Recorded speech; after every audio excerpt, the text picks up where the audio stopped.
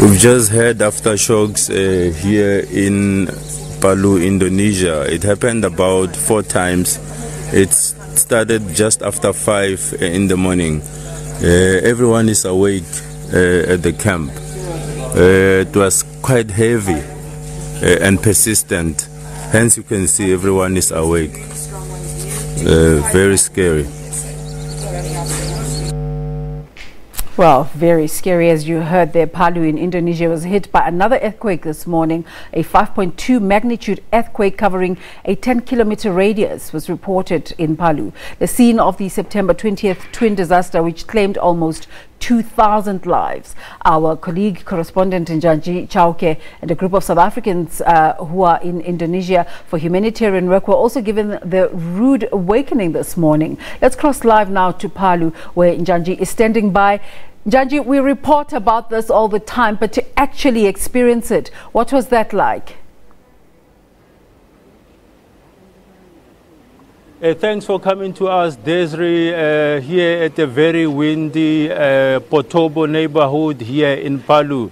It was a very scary experience, you know, just to be woken up in early morning by an earthquake. What had happened is just that I had just woken up just before 5 a.m.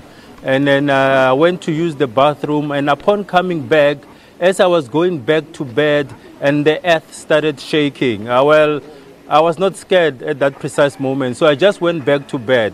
And as I was about to sleep, there was a second tremor, and that's when I ran out of the room.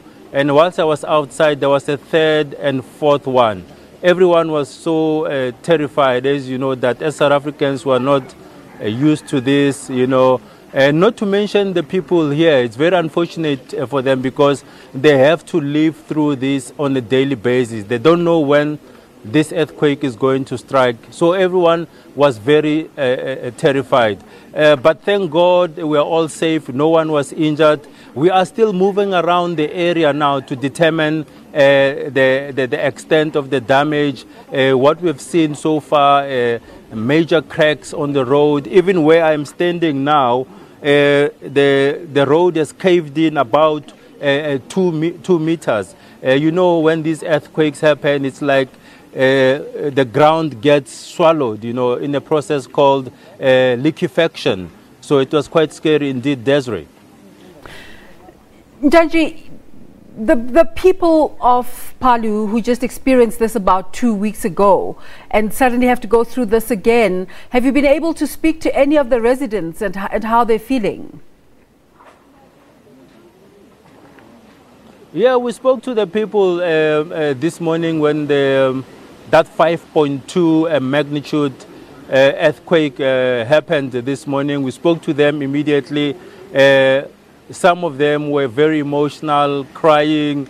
What we've noticed is that since that twin disaster of the 28th of September, most of the people are not even sleeping inside their homes. They're actually sleeping outside, you know, on mattresses, or just ready so that when it hits, they're able to run away, you know. So that's what we've noticed. They're very terrified. But well, people have been living here for many years. This is their home. Most of them were born here. This is their home. They've got nowhere else to go. You'll recall that in 2004, there was another major natural disaster in Banda Aceh and Sumatra, where thousands of people were also killed. So this area really, it's prone to natural disasters or earthquakes. But to talk to us a bit more about what happened last night and on the 28th of September, I'm joined by one of the members of an NGO called Stronger Together. Can you just tell us a bit more about your involvement and also about what you have seen since the 28th of September and following this morning's earthquake? From the 28th September, I see from the news, and then we see a lot of broken in the Palu, and after that we go here in 3 days ago. So I come here from Jakarta. So this is 8, right? So I come 6 October I come here. Okay. And what is your involvement? What kind of role are you playing here as Stronger Together? Okay, we're helping people. So we bring some doctor from Jakarta to here, and then we bring food, drink, everything, so we can help to help all the people here. Because you can see that around here is around 9,000 live here. After this moving mud, so they cannot live there, and some they already die. We don't know how many die, but the one that still alive, they moved to there to the camp. So in the camp now is around 10 or 20,000 there in only this area. And another thing that I know is around here is around 2,000 house. We can see that today we cannot see nothing in the house, only the mud. All the homes have been flattened? Flat by the mud. And you can see also this road. This is a road. It's gone? It's all gone. Okay. Okay. All right. How do you feel about what you are seeing here? I mean, this is unbelievable. God, it's very, very terrible. Like a movie. Very, very terrible. Like a movie. But this is the real one, not a movie. So we're from Indonesia. We hope from where is South Africa. South Africa can bring some medical here, some doctor here, and some help for the people that still live here.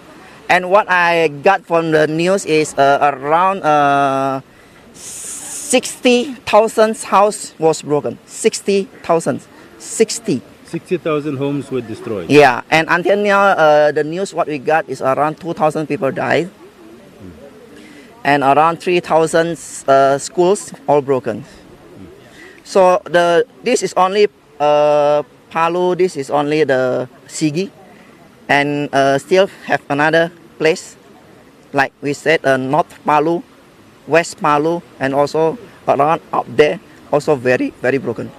They got tsunami and everything. Okay, thank you very much for your time. Thank you. Desiree, there you have it from one of the members of the local NGOs. They're called Stronger Together, saying that he came from the capital, Jakarta, to come and assist here. Yeah. You also heard those figures that he's giving us regarding the number of people that have been affected by this natural disaster. But unfortunately, I can hear that we've lost connection with studio, so I'm going to hand over to Johannesburg. Njanji, we're still with you, and I want to ask you one more question. What are the meteorologists saying about predictions in terms of how many other aftershocks are expected? All right, we've lost Njanji there, but we'll try to follow that story. Let's move on to other stories. Njanji Chauke, our colleague, is in Indonesia.